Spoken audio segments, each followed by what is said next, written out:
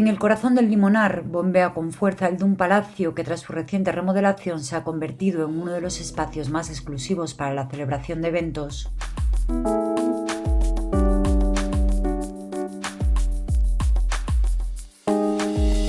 Palacio del Limonar nos recibía para hablar de arte y dibujar la vida de un artista, concretamente uno de los contemporáneos con mayor proyección internacional, José Luis Puche.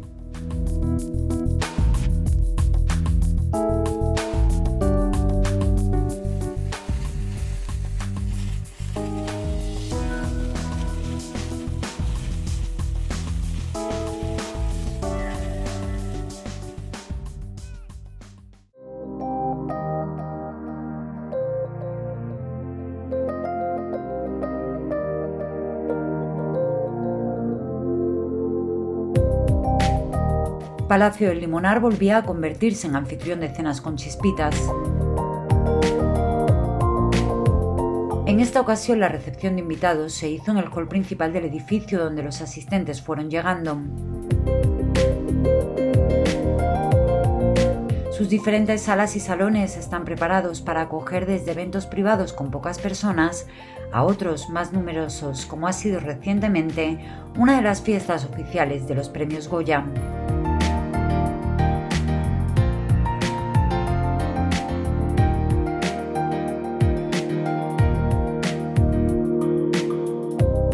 El salón elegido para esta cita estaba situado en la planta superior. Sus cortinas, en terciopelo rojo, recordaban a los cortinajes de un teatro, lo que era especialmente apropiado teniendo en cuenta que uno de los trabajos más relevantes de José Luis Puche ha sido el mural Todos los mundos posibles, que ha realizado para el Teatro del Soho por encargo de Antonio Banderas.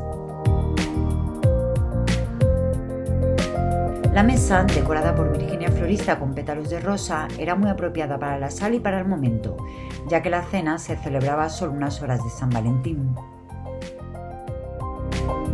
He elegido la cena porque me gusta mucho la Semana Santa. Miré el cartel, lo leí, toda la entrevista que le hicieron y me interesaba ver. Y también porque, bueno, me pilla bastante cerca para venir a Limonar y es la que me ha coincidido mejor.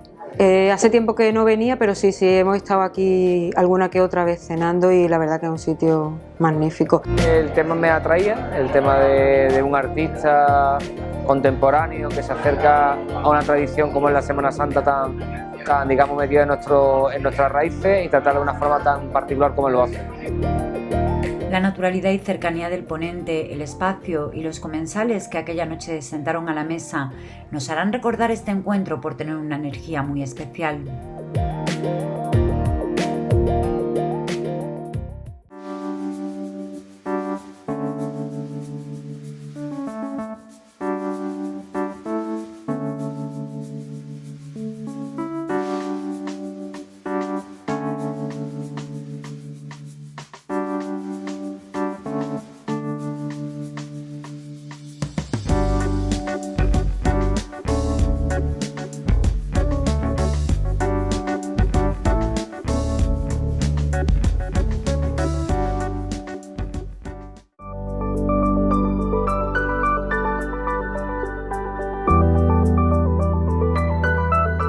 José Luis Puche es uno de los artistas con mayor proyección internacional.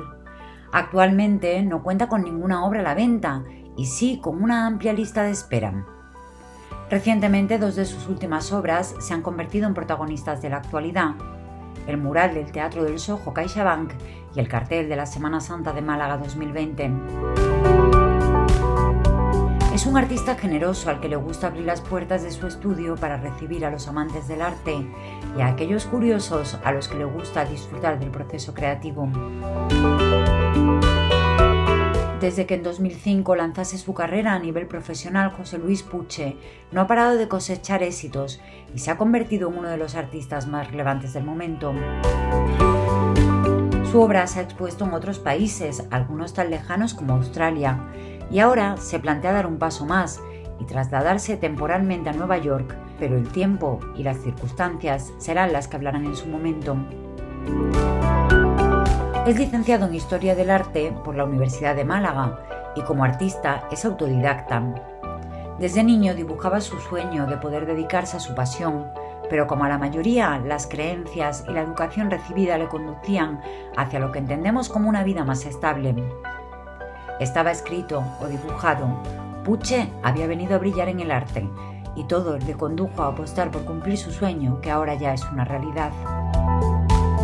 En su trayectoria como artista figuran varios e importantes premios, aunque el mayor, para él, es tener el reconocimiento y el cariño del público.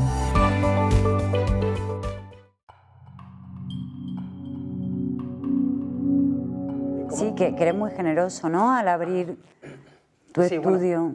Bueno, yo de formación soy historiador del arte, no he estudiado Bellas Artes. Entonces, al estudiar Historia del Arte, una profesora, recuerdo que siempre nos decía que donde mejor se conoce la obra de un artista es con el artista delante y donde se creó la obra. Entonces, yo siempre de pequeño he tenido la curiosidad de saber cómo son los estudios de los artistas, ¿no? Porque me encantaría entrar ahí para conocer aún más, ¿no?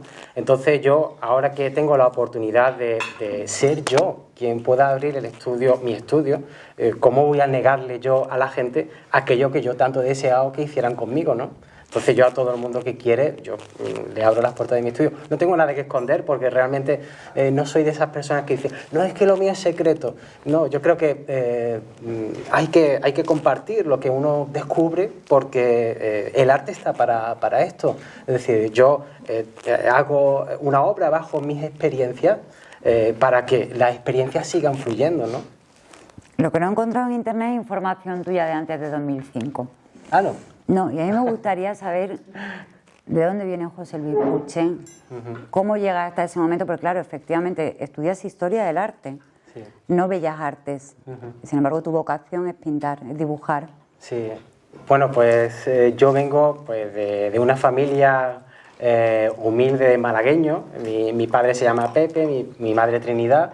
En mi casa siempre, aunque ninguno de mi familia eran artistas, en cierto modo sí que me han enseñado que lo eran en ciertas parcelas. Mi padre tenía una cafetería que estaba justo al lado del materno infantil, bueno, todavía sigue siendo, aunque ya no es suya, que se llama Café Bar Puche. Y ahí recuerdo a mi padre pues que entre pues eso, horarios, en mi casa siempre encontraba hueco para hacer cosas con carpintería, herrería, no sé, yo digo, pero si mi padre no es herrero, ¿cómo es posible que haga las rejas de mi casa? Pero unas rejas increíbles. Mi madre igual, mi madre cosía, entonces claro, en mi casa siempre se estaban haciendo cosas, mi padre siempre estaba trabajando con sus cosas, mi madre con la suya de la costura. Entonces, en cierto modo, sí que vivía en un ambiente muy creativo. Y siempre me enseñaron que todo lo que yo quisiera hacer lo podía hacer yo con mis propias manos. Es decir, no ir a adquirirlo en ningún lado. Entonces, claro, siempre aprendí a dibujar yo mis cuadros y así empezó un poco mi camino. O sea, que empezaste por hacer cuadros para ti. Sí, porque bueno, mi hermano, por ejemplo, dibujaba al fútbol y yo me quedaba en casa dibujando, ¿no? En esos ratos libres que teníamos. Y claro, para mí con lo que más disfrutaba era con un lápiz, un folio y empezar a dibujar. Tú ibas dibujando y de repente te proponen hacer una exposición. Sí. ¿Cómo fue? Pues mira, yo estaba estudiando un máster de Comunicación y Cultura en la Universidad de Málaga y ay, ¿cómo era el nombre? Era un concejal de Cultura, Diego Maldonado. Sí, Diego Maldonado. Un día porque me acababan de dar el primer premio de arte joven de la Junta de Andalucía. Y entonces, claro, me dice Diego Maldonado, porque era profesor ponente en el máster, y me dice, ¿y tú no has hecho ninguna exposición en Málaga? Y yo, a nivel individual, no, colectiva sí, pero individual no.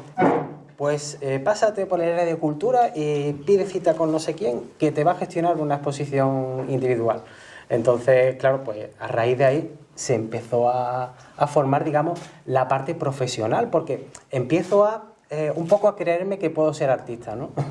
Porque todo eso llega cuando empiezas a hacer ciertas obras y empiezas a dice, oye, voy a concursar en este concurso, ¿no? Entonces, claro, empiezas a ganar un concurso y ganas otro y ganas otro y dices, oye, malo no tengo que ser, ¿no? Porque si no, no me darían estos premios. Entonces, claro, empiezas a creerte un poco de que puedes empezar a vivir de ello, porque ya empiezan los galeristas a decir, oye, pásate por la galería que me gustaría hablar contigo, enséñame más cosas y tal. Entonces, así comienza un poco esas exposiciones. Por ejemplo, siempre una exposición te va a llevar a otra. O sea, tienes que volcar lo máximo de ti en cualquier cosa, ya sea un sitio bueno o un sitio mediocre o malo, porque no sabes quién te va a ver en esa exposición. Y yo tuve la suerte de que una comisaria pasó por mi exposición, se puso en contacto conmigo y de esa primera exposición individual en Málaga, que era en la Sala Moreno Villa en la parte baja del Teatro Cervantes, la vio y me propuso mi primera exposición internacional, o sea, para ir a Birmingham a exponer el año siguiente. Entonces, fíjate, de una individual en tu casa, ¿no?, en Málaga, a decir, mi primera exposición internacional en Inglaterra. José Luis, empiezas a exponer, empiezas a crear obras y ya empiezan a encargarte también trabajos. ¿Cómo es hacer un trabajo que te encargan? Y más cuando tú vienes de ese momento de empiezo a crear, sí, y a la gente le gusta, o sea, que tú no tenías ese fin comercial a lo mejor en un principio. ¿Cómo es el hacer un encargo? Porque ya te está limitando, ya te coarta la creatividad en determinados aspectos. Sí, es verdad que yo, por ejemplo, soy muy reacio a los artistas que trabajan con fines comerciales. No puedo con ellos, la verdad, porque es que parece como que el arte es una máquina de hacer dinero y el arte es un producto para provocar sentimientos y inteligencia y promover que la sociedad se agite, ¿no? Pero que se agite mentalmente y sentimentalmente, no económicamente. Entonces yo siempre intento huir de todo ese merchandising que se forma en torno al arte. Y en lo que te refieres a esto de los encargos, pues un encargo es algo muy, muy complicado, pero muy atractivo, porque normalmente los encargos te sacan de tu zona de confort. Entonces, al salirte de tu zona de confort, empiezas a explorar otros territorios en los que te tienes que formar y te vas a empezar a alimentar de otra mucha sapiencia que de otro modo no te hubiera llegado, ¿no? Por ejemplo, de lo más reciente, el Teatro Soho y CaixaBank, Antonio, cuando me encarga el cuadro, no me dice exactamente lo que quiere. Él sabe, siempre me ha dado mucha libertad para todo lo que hemos hecho, y él sabe que en esa libertad es donde va a estar lo verdaderamente genuino, ¿no?, que te puede aportar el artista. Porque si tú ya le limitas y le coartas, te vas a perder muchas cosas, o sea, todo lo que puede llegar a la cabeza del artista. Entonces Antonio me dijo, mira, hazme lo que quieras, pero si de algún modo puedes hablar del teatro, pues fantástico. Entonces, sí, bueno, pero un tema muy amplio. Sí, exactamente. Y claro, yo al principio lo tomé con algo de temor, porque el teatro para mí era un mundo muy ajeno, pero al final terminó siendo un mundo muy familiar, porque me di cuenta que el actor y el artista al final intentamos hacer lo mismo, es hacer creíble algo que no existe, es decir, mentir, en cierto modo, ¿no? Porque claro, ni el personaje existe que interpreta el actor, ni lo que yo pinto existe, ¿sabes? Es simplemente una simulación. Y al final hacemos las dos cosas, porque el artista interpreta lo que ve y el actor interpreta el personaje al que representa, ¿no? Así que tuve que explorar un campo, porque claro, yo dije, este mundo de la ficción, porque me di cuenta que había mucha ficción dentro de este mundo de la interpretación, ¿a dónde me puede llevar? Me llevó a planteamientos filosóficos, por ejemplo, materialismo filosófico, la deontología materialista. Es decir, son teorías filosóficas que lo que dicen es que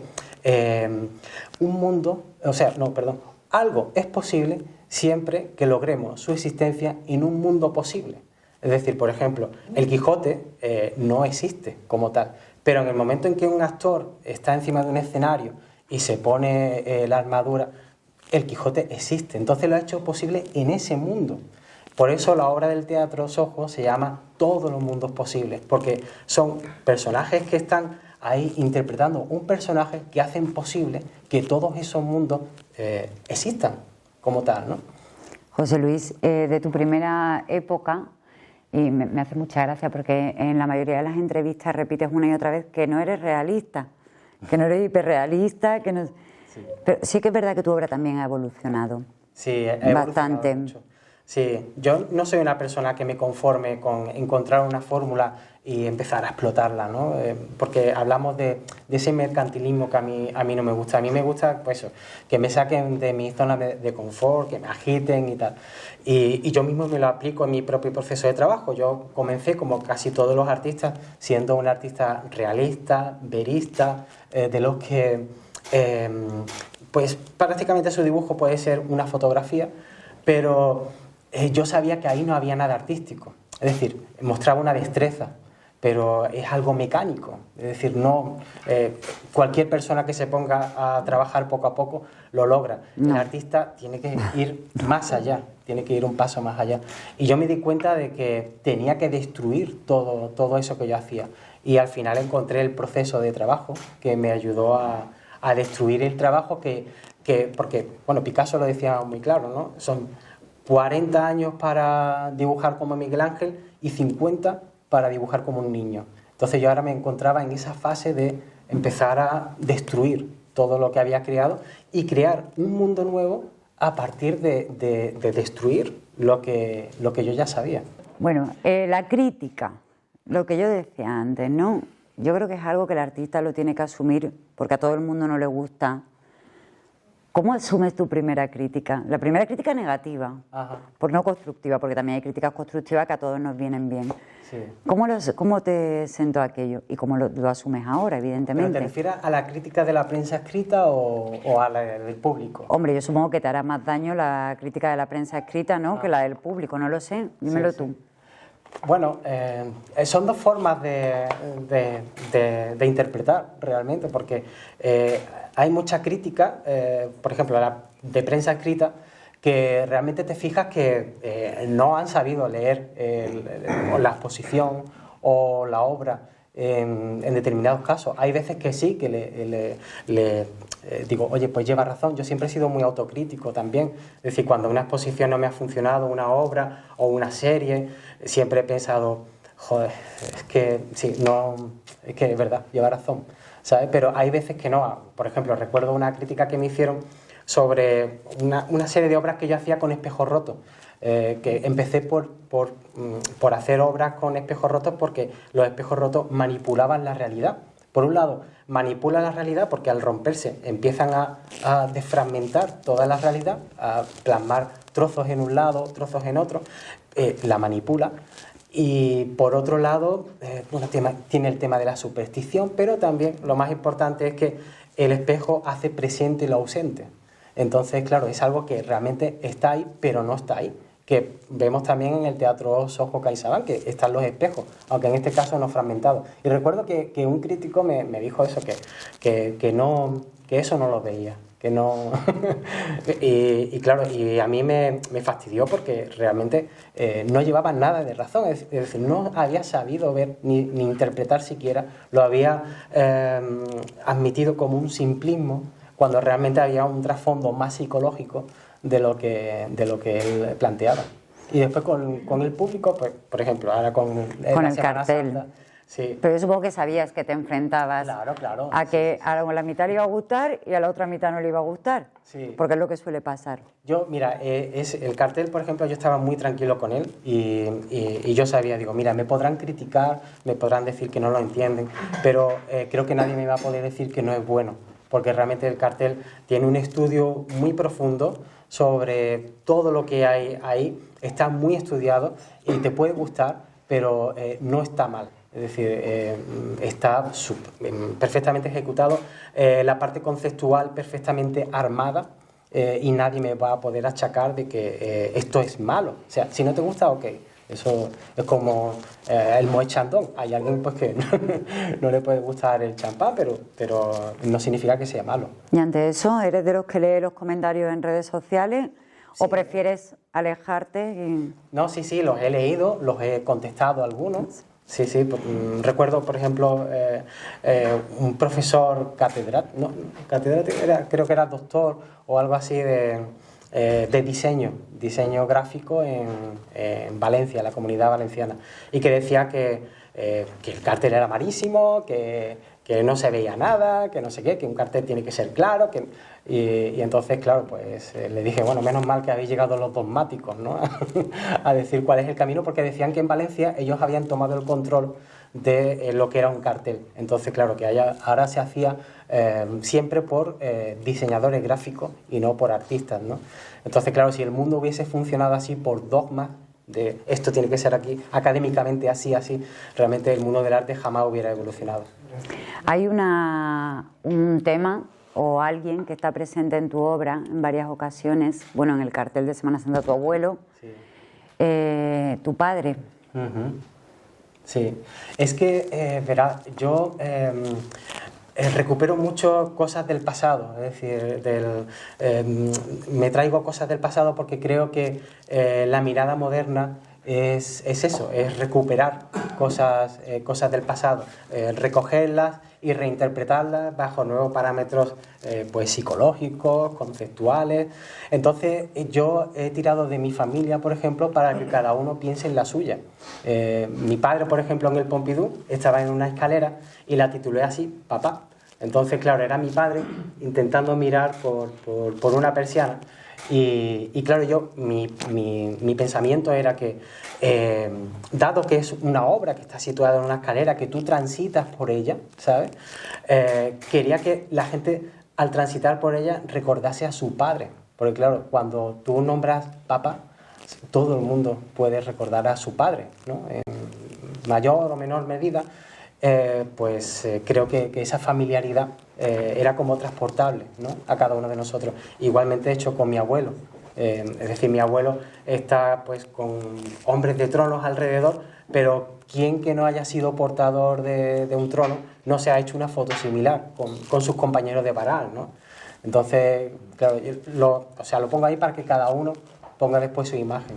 Supongo que eran tus padres, ¿no?, los que te animaban a ser profesor, sí, dedicarte a la enseñanza, un sueldo fijo, si puede ser además de funcionario mejor, sí, lo normal. ¿Cómo asumen ahora, cómo han asumido ese éxito tuyo? Sí, pues mira, te voy a decir una cosa. Yo, por ejemplo, siempre he querido ser artista, como os he dicho, pero por el 2010 yo trabajaba en otras cosas, o sea, llevaba varios trabajos al mismo tiempo. Mi mujer también trabajaba en un gabinete de prensa y bueno, y los dos, pues llega la crisis que llegó y los dos nos quedamos en el paro. Entonces dijimos, ¿y ahora qué? Porque, claro, ni siquiera te cogían en el currículum en las empresas. Entonces yo le dije a ella, mira, yo lo mejor que sé hacer en la vida es esto, y tú como comunicadora eres excelente. Digo, ¿por qué no trabajamos juntos e intentamos sacar este sueño para adelante, ¿no? Y fíjate, poquito a poco, o sea, costó mucho, porque claro, era el tiempo de crisis, nadie compraba un cuadro, era muy complicado, pero poco a poco empezamos a aprender, ¿no?, a cómo funcionaba este mundo, porque claro, estás en un mundo que desconoces por completo, es decir, no sabes cómo funcionan las cosas, no sabes cómo puedes llegar al director de un museo o al director artístico de una galería, ¿sabes? Ni a un cliente, ¿sabes?, para que te compre un cuadro. Así que, pues mira, empezamos poquito a poco, y llegó el momento en que empiezan a llegar las galerías, los museos, pero claro, ha sido todo pasos a pasos, ¿no? Y mis padres, pues claro, pues al principio lo afrontaron con miedo, porque siempre los pintores se mueren de hambre y estas cosas, pero vieron que, oye, mira, me hago artista, me hago autónomo, ¿sabes? Empiezo a tener mi asesor fiscal, es decir, que todo se profesionaliza, ¿no? Yo creo que ellos se quedaron más tranquilos en el momento en que vieron que mi situación estaba perfectamente profesionalizada. Es decir, con mi autónomo, mi asesor, ¿Qué te gustaría que dentro de, no sé, 60, 70, 80 años estudiaran sobre ti los estudiantes de Historia del Arte en Málaga? ¿Qué te gustaría que dijera? ¿Cómo empezaría ese párrafo de ese libro? Uy, no sé, no pienso en esas cosas, la verdad. ¿No? No, me da hasta pudor, ¿eh? Porque claro... Eres uno de los artistas españoles con mayor proyección internacional ahora mismo. Bueno, ya, es que eso suena muy... No sé, pues...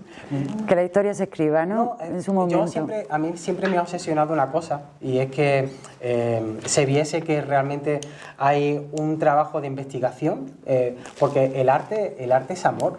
Es decir, el arte nace de la pasión por hacer algo, ¿sabes? Algo que no existe, hacer lo posible, y que la gente que lo mire con eso, con auténtico amor. Y después hay la carga conceptual encima. Y yo me he obsesionado siempre por crear un dibujo completamente nuevo. Es decir, no es el típico dibujo que te vas a encontrar en un museo y a lo que a todos los artistas nos enseñan a dibujar, sino que es un dibujo completamente nuevo. Yo, por ejemplo, yo he pensado muchas veces que la persona que valore de verdad el dibujo que hay en mi papel, muchas veces pienso que no ha nacido. Porque digo, es que está, o sea, lo que yo veo, después muy poca gente lo ve, muy poquita gente lo ve. Entonces, claro, digo, yo que he estudiado tanto el dibujo, he soñado tanto con ver algo así, que ahora que existe, hay gente que realmente no lo valora. O sea, gusta como tal, pero es mucho más profundo de lo que la gente puede ver. Yo cuando me planteo un dibujo, no me planteo un dibujo como tal, me planteo un acontecimiento. Es decir, quiero que aquí lo que haya es una historia. Un acontecimiento. Uh-huh.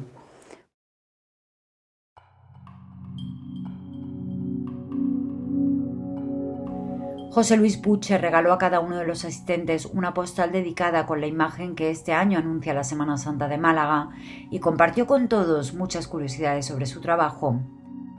Me ha sorprendido muy gratamente la compañía, la organización, lo que hemos cenado y todo. Le doy un sobresaliente. La experiencia es muy positiva porque te permite acercarte a personas que con su experiencia profesional pueden aportarte cosas. Estás en un ambiente propicio para intercambiar experiencias y para seguramente hablar de cosas que no sería habitual que hicieras en la vida diaria, ¿no? Y se agradece mucho porque no hay muchas experiencias así que puedas tener en la vida normal.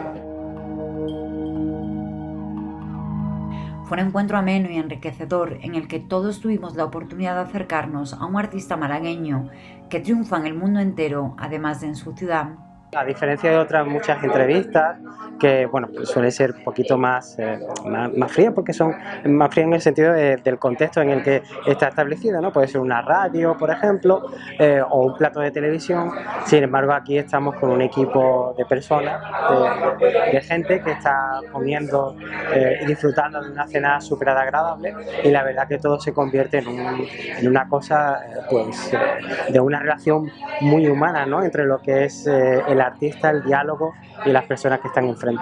Sí, lo conocía porque llevaba viendo ciertas personalidades que estaban siendo entrevistadas, y la verdad que veía que el nivel de los entrevistados siempre ha sido muy alto, ¿no? Gracias, José Luis, por dibujar con nosotros una noche mágica y para el recuerdo.